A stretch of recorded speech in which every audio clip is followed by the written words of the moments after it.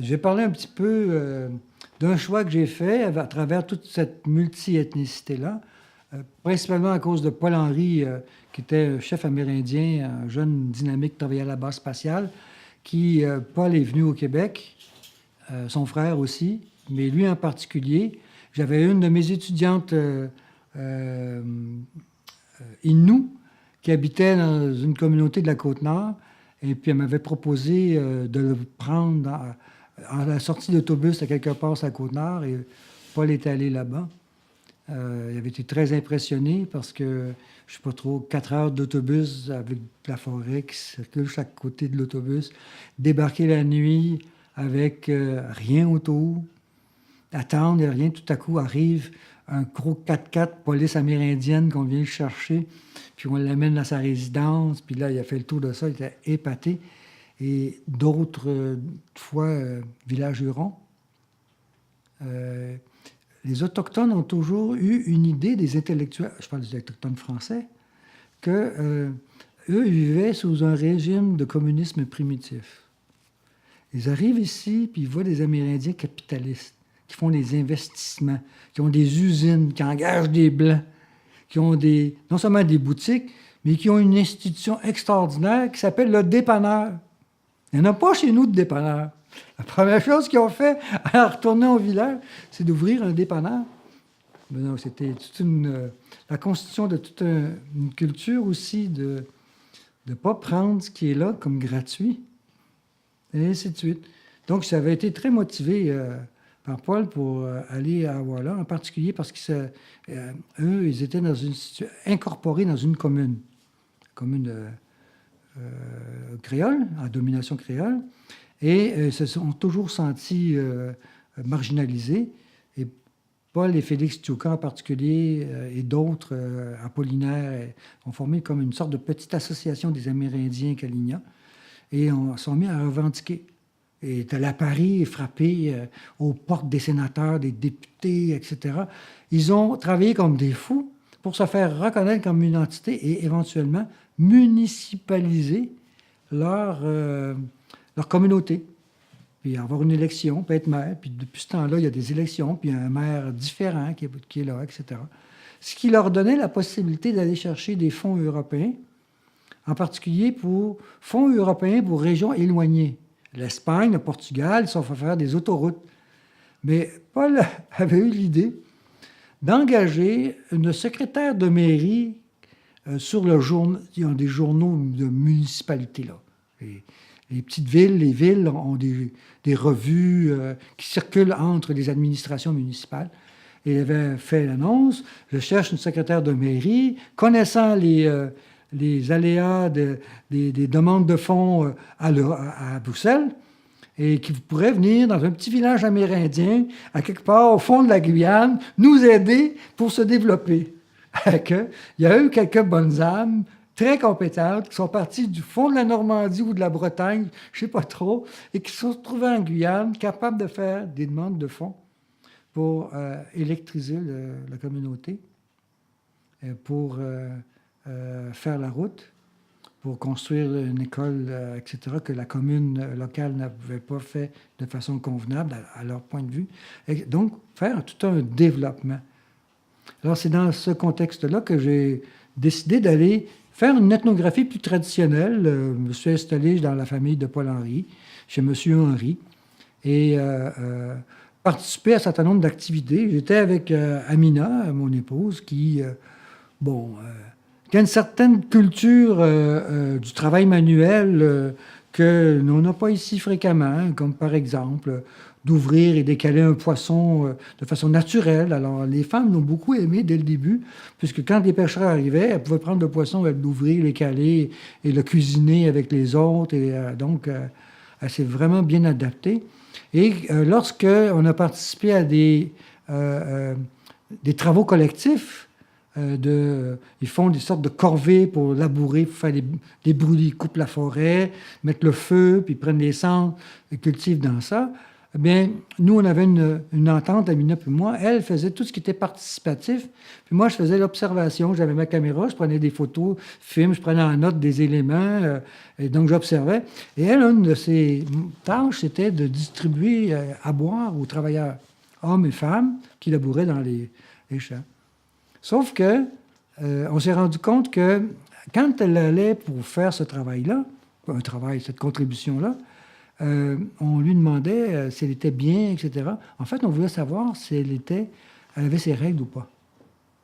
Et ça nous a mis sur toute une autre piste d'une symbolique qui est que il y a un tabou important sur les relations hommes-femmes concernant les menstruations. Le sang menstruel a une importance symbolique majeure. Des hommes peuvent devenir gravement malades s'ils sont en contact, même indirect, avec le sang menstruel. Ils appellent ça le pilinja, c'est une sorte de flèche qui se pénètre dans ton corps. Et le chaman est spécialisé dans ces maladies-là. Quand quelqu'un va consulter un chaman, le chaman doit d'abord déterminer si c'est une maladie chamanique. C'est une maladie que le chaman traite. Si tu as mal aux dents, est-ce que c'est quelque chose qui te donne mal aux dents ou tu as mal aux dents parce que tu as la bouche sale? Donc, tout ce qui est pilinja, ça, c'est chamanique. Alors, c'était ça le danger. Parce que les chamans traitaient des gens, par exemple, qui arrivaient malades de la ville. Puis là, le questionnaire du chaman, c'est « allé manger où? » Je suis allé au restaurant. Qui t'a servi? Il y a une femme qui m'a servi. Est-ce que tu sais si elle avait de pilinja ou pas? Donc, tu peux attraper ta flèche méchante si tu vas en contact, même dans un restaurant étranger, etc. Donc, il y a tout un contexte là qui a ouvert la porte à cette idée de contrôle social des règles. Les femmes disant, nous, on était féministes bien avant vous autres, parce qu'à chaque fois qu'on a des règles, on passe une semaine à ne pas travailler à la maison, à faire ce qu'on veut, pendant que nos maris s'occupent du reste de la maison, alors que vous êtes encore en train de revendiquer un statut spécial pour les femmes. Donc, le mouvement de libération des femmes est arrivé chez les Amérindiens bien avant chez vous, les Européens et les étrangers. Vous trouvez ça très drôle parce qu'ils avaient raison aussi que ça créait un écart. Et là, il y avait ce monsieur Henri qui était le fils d'un des grands chamans de la communauté. J'ai passé beaucoup d'heures avec lui, couché dans un hamac face à face. J'ai ma belle photo de moi dans un hamac bleu qui sert à provoquer les gens qui travaillent de 9 à 5 en leur disant « Le travail d'anthropologue, c'est d'être couché dans un hamac et le soir de boire de la bière et finalement de se faire raconter de magnifiques histoires. » C'est ça le travail d'anthropologue. Qui ne veut pas être anthropologue ici? Mes étudiants, en tout cas, ils étaient très contents d'apprendre ça, qu'on pouvait faire ce genre de métier. Mais là, je me suis demandé une question méthodologique, c'est est-ce que c'est possible de faire des comparaisons, comme j'essaye de faire à l'extérieur, mais à l'intérieur d'une même société? Et là, c'est là que j'ai eu l'idée de faire la comparaison entre la couvade et le chamanisme. J'ai vu que le chamanisme était un système qui était basé sur la reconstruction de la personne. En fait, je me suis servi de moi, la notion de personne. Un enfant qui naît, on en fait une personne par un rituel. C'est la couvade, qui sert à faire en sorte que l'enfant va être protégé des esprits. L'homme fait comme s'il accouchait, la femme fait comme si elle n'accouche pas. Même auparavant, elle allait accoucher dans la forêt. Personne ne savait qu'elle avait accouché, mais l'homme se mettait dans son hamac et beuglait en disant « j'accouche, j'accouche, j'accouche ». Mais la fonction principale de ça, c'était d'attirer les mauvais esprits sur lui pour que le bébé soit sauvé. Mais il y a autre chose aussi, il y a toutes sortes de restrictions alimentaires, il y a tout un processus de construction par interdit et recommandation de la personne à Kalinia à travers le rituel de la couvade. Là, je me rendais compte qu'une fois adulte, une fois personne constituée, les maladies, on devait reconstituer à zéro la personne et le chaman le ramenait à l'état initial pour la reconstruire, la personne. Donc, ils utilisent une substance issue d'une liane. Moi, je n'ai pas goûté à ça. Mais cette substance-là, chimiquement, c'est une protéine. Elle est analysée en Guyane. C'est une protéine toxique qui crée un état de paralysie partielle. On ne peut pas bouger. Alors, la personne à qui on donne cette substance-là va être comme dans la paralysie. En fait, elle meurt, symboliquement, presque. Elle peut mourir, mais elle meurt. Et le chaman la fait renaître. C'est une deuxième naissance. C'est un deuxième processus par lequel l'individu est reconstitué. Quand il a perdu, ce que et en faisant la comparaison, j'ai vu que c'était une inversion symbolique l'un de l'autre. Ma conclusion de cela, ça a été que il était très artificiel de faire des études sur le chamanisme comme je le faisais dans les livres, etc., que je le lisais. C'est de sortir l'institution chamanique de son contexte. Le chamanisme peut disparaître, la pensée chamanique reste là. La notion de personne chez les Kaninya reste entière, même s'il n'y avait plus de chaman. C'est sûr qu'il n'y aurait pas le processus de reconstitution dans la maladie, mais c'est sûr que les rapports symboliques entretenus avec le reste de la culture continueraient à être des rapports marqués par le chamanisme, comme l'institution plus ou moins obéie qui est la couvade. Il y a d'autres institutions aussi qui jouent un rôle dans cette construction-là. Par exemple, ils ont un rituel où les jeunes filles, aux premières règles, sont soumises à des... on leur fait des épreuves. Passent à travers des épreuves pour ne pas devenir paresseuses, dit-on, et pour devenir... On fait venir des personnes qui sont réputées travaillantes pour les amener à se fabriquer en tant que femmes actives et dynamiques. Et cette construction de la personne-là, il y a eu la couvade aussi auparavant. Il faudrait tout empiler ça pour montrer comment tout le processus de chamanisme est imbriqué dans un ensemble de pratiques. Les Occidentaux, je connais des gens qui sortent le chamanisme de son contexte, en font une institution autonome, comme c'est la sens, et l'importent ou l'exportent. Importent des chamans à Québec ou ailleurs en disant que ça va être la même chose. C'est pas la même chose.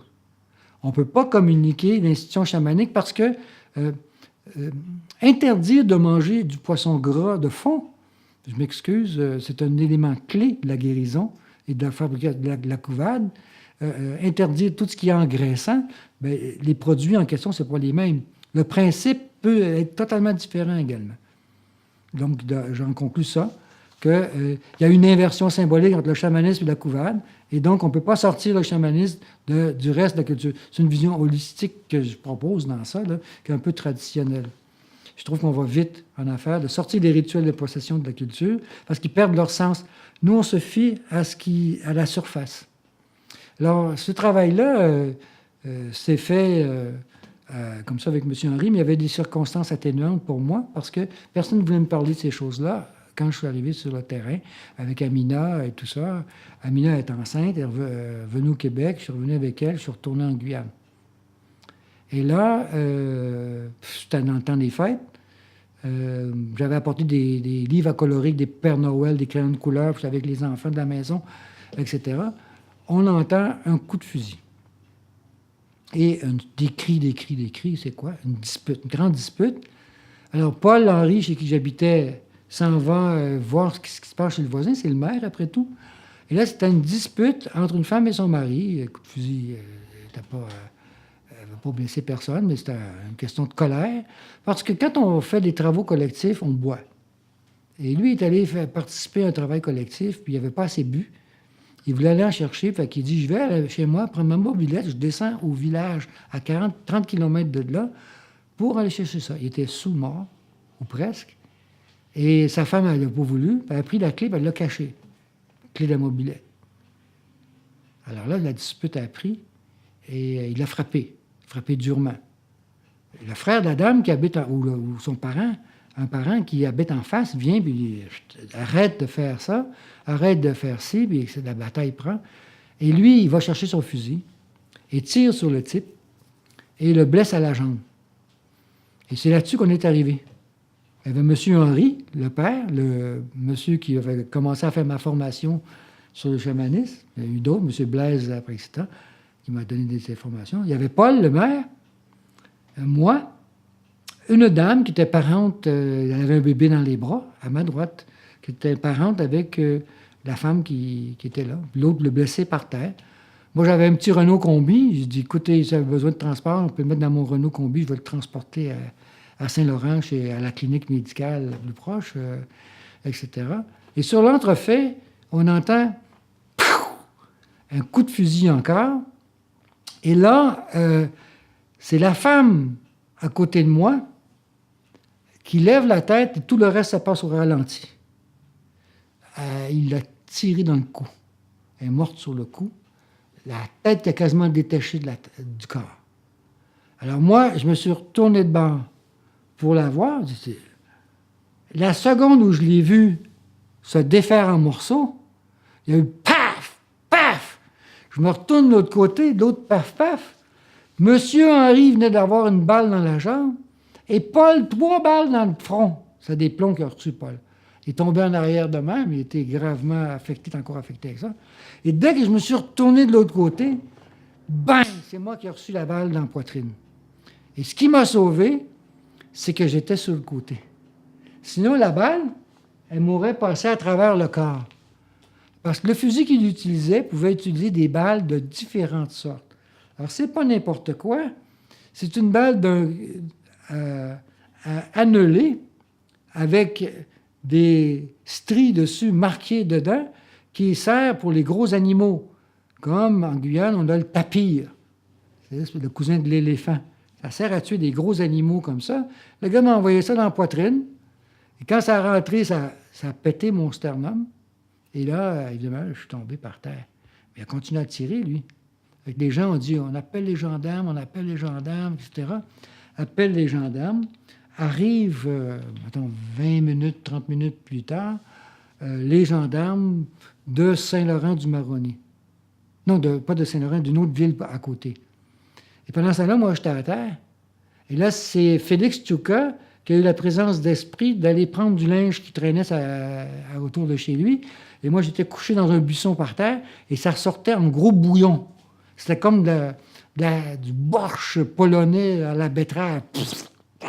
Puis je me souviens très bien de l'effet entre les doigts. Là, je m'en allais. Et Félix est arrivé avec ça. Il m'a appuyé là-dessus. C'est ça qui m'a sauvé, finalement. Il a comme bloqué l'hémorragie. J'avais le sternum en 1000 miettes. Et tout ce que je pensais, moi, c'était à Amina, qui était enceinte. C'est incroyable. Hein? Et là, les gendarmes sont arrivés. Ils sont descendus de leur Renault, leur petite Renault bleue, parce qu'ils prennent des petites voitures parce qu'ils restent pris dans les pistes. Alors, 2 hommes peuvent la soulever et la mettre de côté. Ils descendent, bang, bang, ils tirent tous les 2. Alors là, ça n'a pas marché. Là, ils ont essayé de faire venir la Légion. C'était trop nuageux, on était en saison des pluies. Les hélicoptères ne pouvaient pas venir. Là, est arrivé quand même un groupe de gendarmes armés. Je ne sais pas de quel niveau ils étaient. Moi, je n'ai rien vu de cette deuxième partie-là. J'ai vu les policiers se faire tirer dessus, mais les autres, non. Ils sont arrivés. Puis là, quand il a vu la grosse artillerie arriver, il a dit « Je me rends. » Ils l'ont capturé. Et là, ils m'ont mis dans une ambulance, ils m'ont amené à l'hôpital avec le blessé, le premier blessé. Paul et M. Henry ont été transportés ailleurs. C'est le maire. Donc là, c'était la grosse artillerie aussi pour sortir Paul de là. Lui était quasiment paralysé. Il a eu la chance de se faire envoyer en Martinique. Il y avait un grand professeur de neurophysiologie à l'hôpital en Martinique qui a pu l'opérer immédiatement. On est loin. M. Henry est resté quasiment la jambe paralysée tout le reste de sa vie. Et moi, ils m'ont amené à Saint-Laurent, à l'hôpital du Bagne, pour m'opérer. Le médecin m'a opéré, il m'a enlevé. Il dit, je pense que vous avez un morceau de tôle de voiture avant de m'endormir. Il dit, de la radio montre que vous avez un morceau de tôle. Puis c'était pas drôle parce que tout le long en m'en allant, j'étais dans une ambulance de 3e niveau avec les gaz d'échappement qui rentraient dedans. Puis je frappais partout pour dire au chauffeur, je suis en train de mourir d'asphyxie dans ce véhicule-là, arrêtez, il était arrêté. Puis ça s'ouvrait, il m'avait mis un pansement, puis ça s'en allait tout bas, tout côté. J'étais en train de recommencer une sorte d'agonie dans l'ambulance. Puis quand je suis arrivé à l'hôpital, il y avait un triage, puis il y a un infirmière qui est arrivé, elle a dit, lui, il est mort, mettez-les là. Et puis, je ne sais pas trop comment Amina, je lui avais raconté de vive voix en arrivant, elle se souvient mieux que moi de quel signe que j'avais donné pour dire non, il n'est pas mort, il est vivant, on va le monter à la salle d'opération. Puis là, ils m'ont opéré. Et c'est sûr que je me suis réveillé sous des chants de psaumes d'Amérindiens évangélistes qui priaient pour mon âme. Et j'étais dans une salle, une chambre d'hôpital du bagne, avec la porte des groupes de bagne, l'ancien bagne colonial, là, pas le bagne moderne, l'ancien bagne colonial qui est associé à l'hôpital où les baigneurs allaient se faire soigner. J'étais dans une cellule avec des portes, avec des barreaux. Puis là, je me suis réveillé là-dedans, à cet endroit-là. Là, je suis reparti sur Cayenne. Et puis finalement, je suis revenu à Montréal. À Mina, je n'y avais pas dit. J'avais téléphoné pour lui dire, regarde ce qui se passe. Et elle était venue sans me le dire, me chercher à l'aéroport à Mirabel à l'époque. Puis là, elle m'a vu à travers la vitre, arriver à quatre pattes, avec la valise. J'avais une copine en Martinique qui était venue me chercher pour que j'attende une journée pour prendre le vol pour Montréal. Elle était venue me chercher. Puis finalement, je suis arrivé, je suis revenu, j'ai repris mon travail, sans un accident de travail majeur, sans manifestation de sympathie particulière de mes collègues, et avec quelques craques, tu te prends pour Indiana Jones de certains collègues, et sans aucune influence de l'Université Laval. Mes copains ont eu beaucoup d'argent là-bas parce qu'ils étaient déjà en France dans un programme d'aide. Moi, n'étant pas français, j'ai pas eu accès à ça.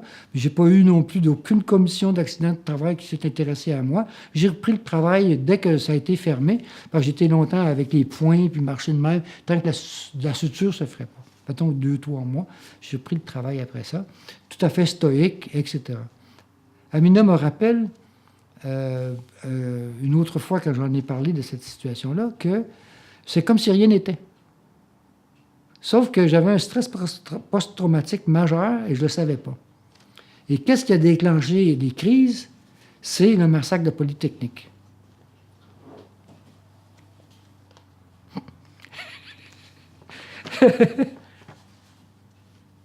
Quand ils ont massacré les filles, moi, je n'étais plus capable. À chaque fois que j'entendais un coup de fusil à la télévision, je me mettais à pleurer. Ça reste émotif, hein? Ça, c'était très difficile. Ça a duré longtemps. J'ai beaucoup rêvé à Papa Chef. Au stoïcisme, en gros, continuer à faire tes affaires, puis je ne sais pas trop pourquoi il venait me chercher dans mes cauchemars avec cette affaire-là. Ça a duré longtemps. Mais j'ai continué à donner mes cours comme si rien n'était, sauf que je n'étais plus capable de voir le moindre acte de violence ou de contrainte me faisait éclater. Je n'étais pas violent, je broyais. Pour rien. Mais on passe par-dessus tout. Mais après coup, je me suis rendu compte dans quel univers je vis, moi. Université Laval, un petit professeur accident de travail. C'est l'anecdote de l'année.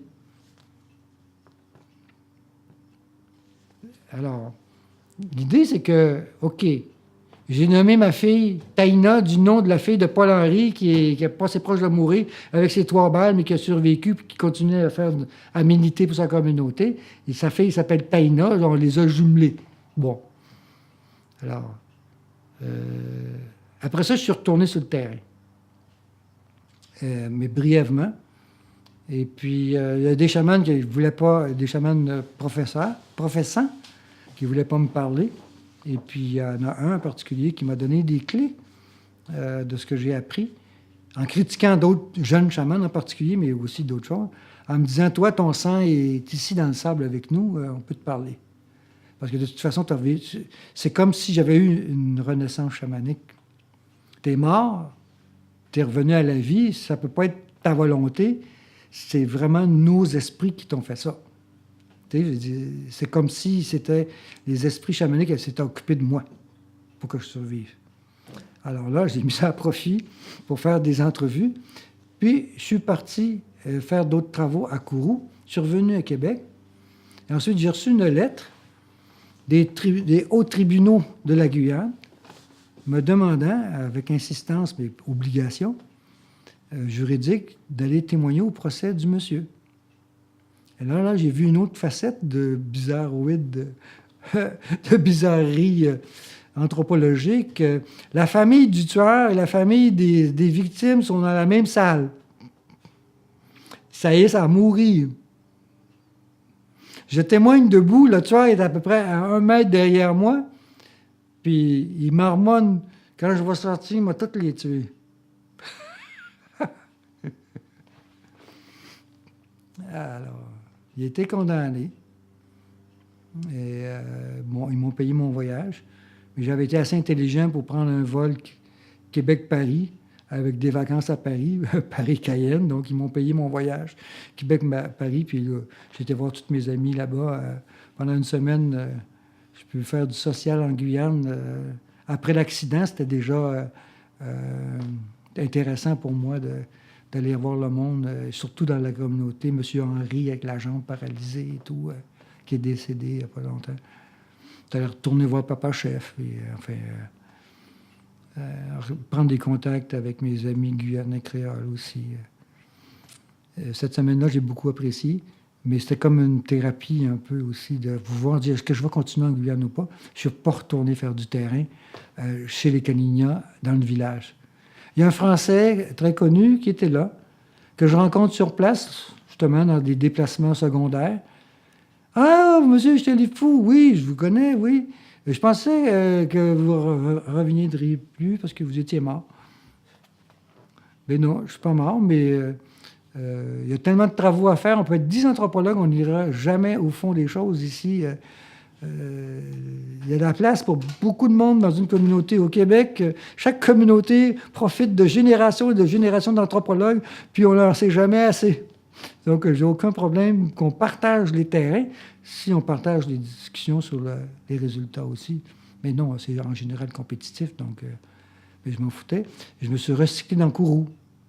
Et là, j'ai recommencé avec les téléwouillous de Kourou.